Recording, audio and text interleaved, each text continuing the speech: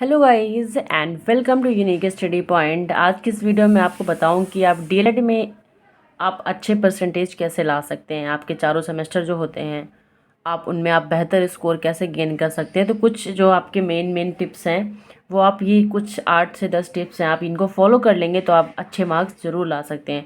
क्योंकि मैंने आपको एक वीडियो में बताया था, यदि बहुत बच्चों ने उनको फॉलो किया है और तो उनके 90+ मार्क्स आराम से बन गए हैं।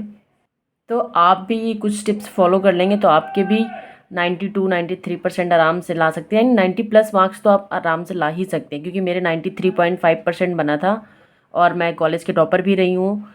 तो इस हिसाब से मैं एक टॉपर के तहत आपको कुछ बेनिफिट्स जो हैं आपको मैं बता सकती हूँ, आपका भी लाभ हो तो आप ज़रूर इनको फॉलो कीजिए और आप 90+ मार्क्स आराम से गेन करिए। वरना ये बैक एक लग जाती है पेपर में तो आपको बहुत प्रॉब्लम हो जाती है, 1-2-3 साल आपके वेस्ट हो जाते हैं।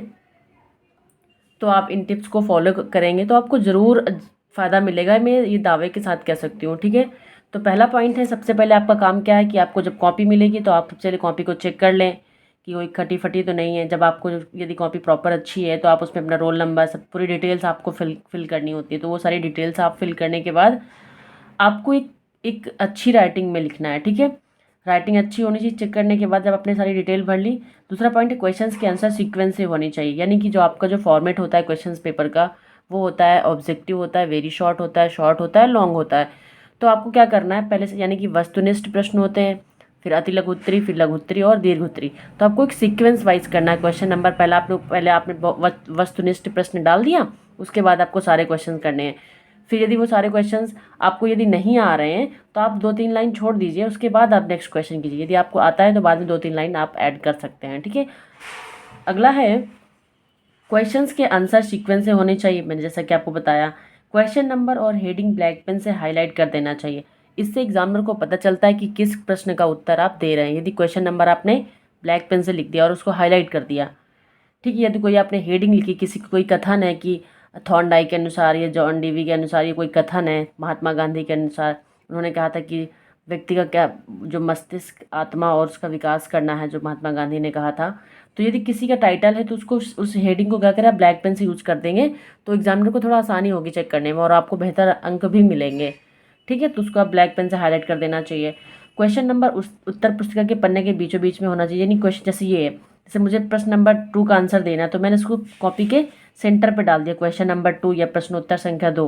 ठीक है, अगला ब्लू एंड ब्लैक पेन का ही इस्तेमाल करना चाहिए। यानी कि हमें ओवर जो जो ब्लैक पेन है, ज़्यादा कलरफुल वाले पेन का यूज नहीं करना चाहिए। आपकी हेडिंग में कोई क्वेश्चन है उसमें ब्लैक पेन, आप ब्लैक स्केच पेन का भी यूज कर सकते हैं, ऐसा नहीं कि आप उसमें नहीं कर सकते। तो आप ब्लैक स्केच पेन का भी यूज कर सकते हैं और हेडिंग के लिए, क्वेश्चन नंबर के लिए और बाकी आंसर के लिए ब्लू पेन का यूज कर सकते हैं। कोशिश करें कोई भी प्रश्न छूटे नहीं, थोड़ा ही लिखें पर उत्तर सभी प्रश्नों के लिखें। यानी कि आपको कोशिश करनी कि आपको कोई भी क्वेश्चन छूटने नहीं चाहिए। तो 2 लाइन लिखें, 4 लाइन लिखें, अपने शब्दों में लिखें पर लिखें ज़रूर। उत्तर अपने शब्दों में लिखने का प्रयास करें। बुकिस्ट लैंग्वेज का प्रयोग नहीं करना, यानी कि जो किताबी भाषा है, आपको किसी थॉर्नडाइक के बारे में पता है तो आप उसको अपने अपने शब्दों में करें कि कौन कौन सा उन्होंने नियम दिया था, उसकी जो सिद्धांत था किस पर बेस्ड था, तो आप अपने शब्दों में उसको लिख सकते हैं। ठीक है, अगला है, यदि बी कॉपी लेते हैं तो ए कॉपी के फर्स्ट पेज में A+B जरूर मेंशन कर दें। इसका मतलब क्या है कि आपने एक कॉपी ली, ठीक, यदि आप कॉपी वो फिल हो जाती है, भर जाती है, तो फर्स्ट कॉपी की जो फ्रंट पेज होता है उस पर आप A+B ऐसे मार्क कर दें, ताकि एग्जामिनर को पता चले कि ए कॉपी के बाद इसी की बी कॉपी। यदि आपकी कभी गांठ जो आप बांधते हैं उसको रिबन से, थ्रेड के थ्रू जो आप उसको बांधते हैं, यदि वो धागा कभी खुल जाता है तो आपकी बी कॉपी मिस हो जाती है। तो आपके ए जो आपकी पहली कॉपी थी उसमें आपका A+B मेंशन, उनको तो एग्जामिनर को पता लगेगा कि इसमें एक बी कॉपी और थी वो अभी नहीं है। तो इसमें आप कभी रीचेक करवाते हैं, स्क्रूटनी करवाते हैं तो आपको पता चल जाता है, इससे आपको फ़ायदा मिलेगा। तो A+B ज़रूर मेंशन कर दें।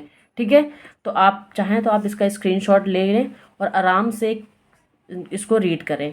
ठीक है, ये कुछ बहुत इंपॉर्टेंट पॉइंट्स हैं, आप इनको फॉलो ज़रूर करें। वीडियो अच्छी लगी हो तो लाइक करें, चैनल को सब्सक्राइब करें।